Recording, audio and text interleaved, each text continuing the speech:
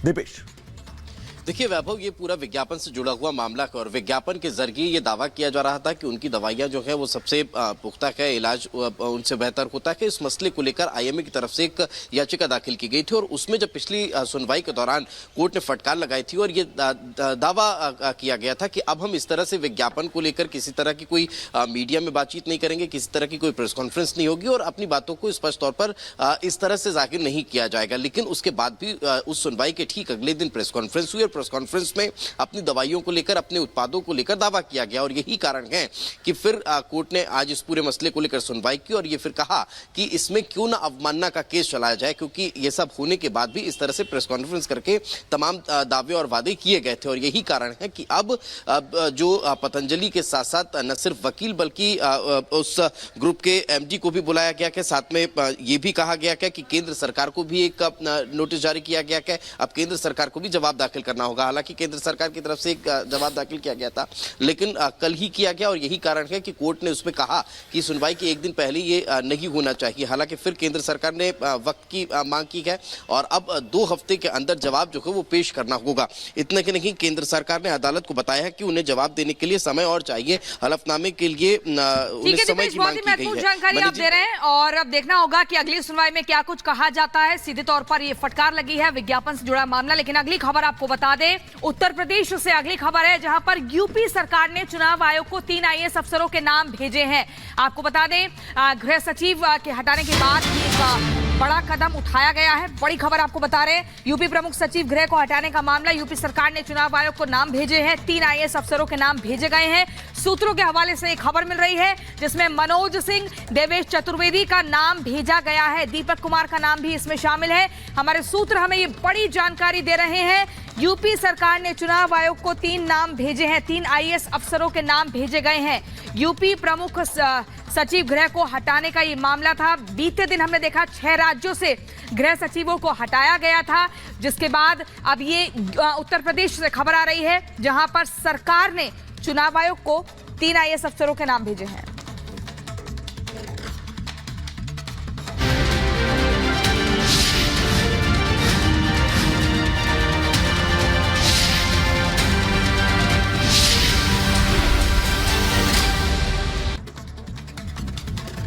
और इस बीच आपको एक बड़ी खबर बता दें, पशुपति पारस थोड़ी देर में प्रेस कॉन्फ्रेंस करने वाले हैं। जैसे ही बिहार में सीट बंटवारा हुआ है, उन्हें धक्का सा लगा है, झटका लगा है और इसके बाद अब वो बड़े कदम उठा सकते हैं। जानकारी मिल रही है कि इस्तीफा भी दे सकते हैं, क्योंकि बिहार में जिस तरह से सीट बंटवारा किया गया है, जिसमें जेडीयू, भारतीय जनता पार्टी और चाचा भतीजे की जो जंग थी, उसमें चाचा पीछे चले गए हैं, यानी पशुपति पारस काफी पीछे रह गए हैं। चिराग पासवान ने बाजी मार ली, हाजीपुर की सीट भी ले गए और अब इसीलिए ये आशंकाएं बढ़ गई हैं कि पशुपति पारस इस्तीफे का भी ऐलान कर सकते हैं। लेकिन अभी संभावनाएं हैं, देखना होगा क्या कदम वो उठाते हैं।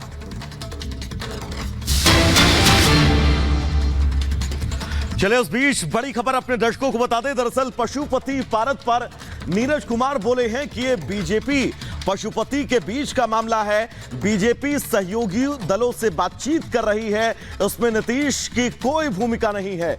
नीतीश कुमार ने सभी का सम्मान किया है, ये बात जेडीयू की तरफ से कही गई है, क्योंकि पशुपति पारस सीट न मिलने से नाराज हैं।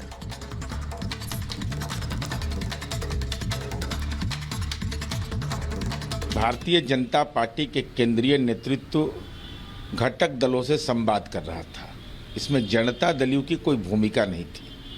अब भारतीय जनता पार्टी के केंद्रीय नेतृत्व ने एहसास किया, लोजपा के राष्ट्रीय अध्यक्ष चिराग पासवान जी से समझौता किया।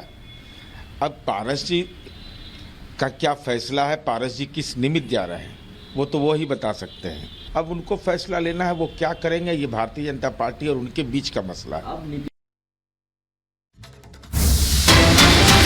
अगली बड़ी खबर आपको बता दें, पशुपति पारस पर आरजेडी के शक्ति यादव का बयान, बीजेपी ने पारस के साथ अन्याय किया, अवसरवादी राजनीति को जवाब मिलेगा, बिहार में महागठबंधन को बड़ी सफलता मिलेगी।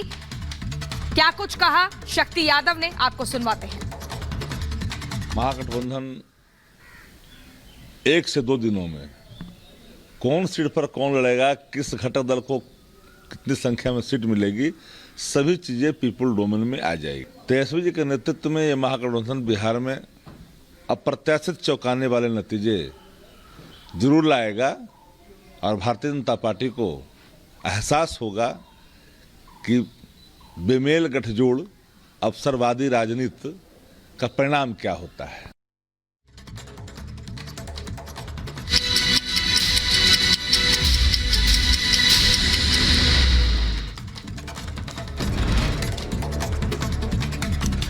दिल्ली शराब घोटाले मामले में बीआरएस नेता के कविता को राहत नहीं, सुप्रीम कोर्ट ने खारिज की याचिका।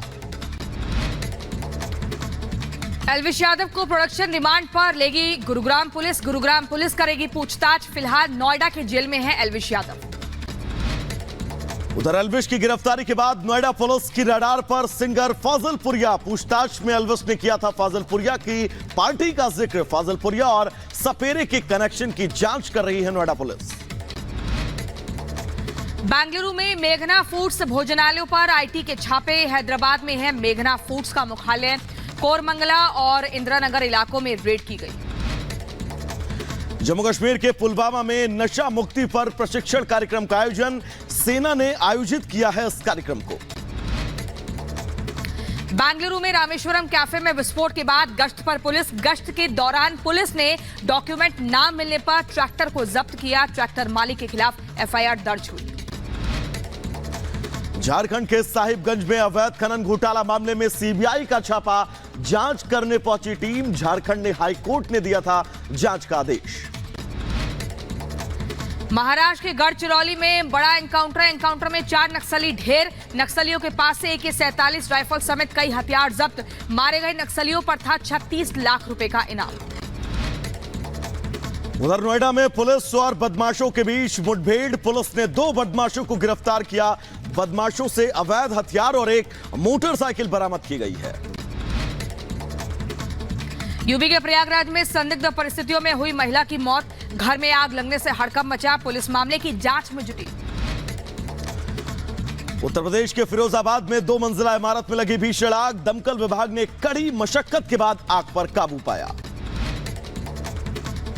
यूपी के मुजफ्फरनगर में अध्यापक की हत्या का मामला। पुलिस ने आरोपी सिपाही को गिरफ्तार किया।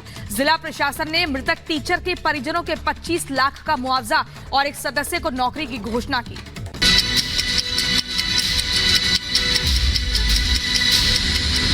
तो सीधा तस्वीरें प्रधानमंत्री नरेंद्र मोदी के दक्षिण मिशन की। प्रधानमंत्री इस वक्त केरल में मौजूद हैं और रोड शो में उमड़ी भीड़ को देखकर आप प्रधानमंत्री की लोकप्रियता का दक्षिण में बहुत साफ स्पष्ट अंदाजा लगा सकते हैं।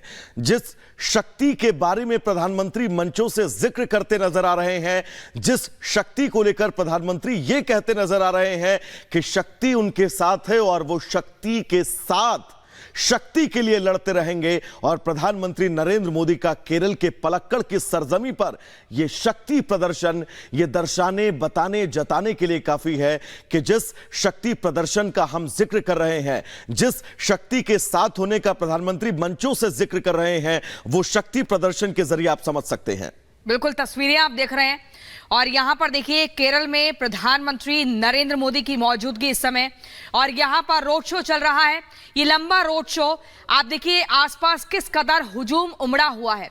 हाथ हिलाकर प्रधानमंत्री नरेंद्र मोदी का अभिवादन स्वीकार कर रहे हैं। मोदी मोदी के नारे लग रहे हैं और ये दक्षिण में मोदी के नारों की गूंज आप सुन पा रहे हैं, जो सीधा तौर पर संकेत है कि अब दक्षिण की फिजा भी कुछ और कह रही है, किसी और दिशा में चल रही है। यहाँ पर देखिए फूलों की वर्षा लगातार हो रही है। महिलाएं हों, यहाँ पर पुरुष हो, बच्चे हो, युवा हो, बुजुर्ग हो, हर वर्ग में जबरदस्त उत्साह दिख रहा है। हर्षोल्लास की तस्वीर कि पीएम मोदी को दोनों हाथ हिलाकर दोनों तरफ से लोगों का अभिवादन स्वीकार करना पड़ रहा है। और यहाँ पर देखिए लोगों का प्यार, कितनी मुस्कुराहट चेहरे पर है और ये मुस्कुराहट, ये मुस्कान बता रही है कि जो लंबा इंतजार वो कर रहे थे, एक झलक पाने के लिए बेताब थे, वो इंतजार यहाँ पर पूरा हुआ और